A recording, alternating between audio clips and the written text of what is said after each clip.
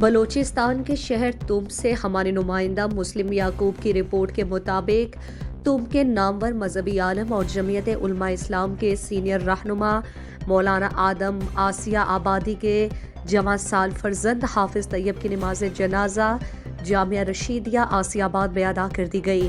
نماز جنازہ میں ضلع کیچ سمیت ارد گرد کے سیاسی اور مذہبی شخصیات نے شرکت کی۔ مولانا آدم نے اپنے جواں سال فرزند حافظ طیب کی نماز جنازہ خود پڑھائی۔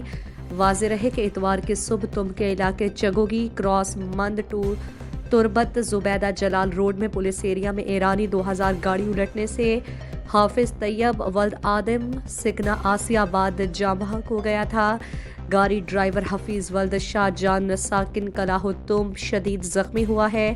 تربت ٹو مند تمب زبیدہ جلال مین روڈ ٹوٹنے سے آئے روز حادثات رونما ہو رہے ہیں، مگر حکومتی نمائندہ مند to Turbat Zubaida Jalal road کو مرمت کرنے سے قاصر ہے۔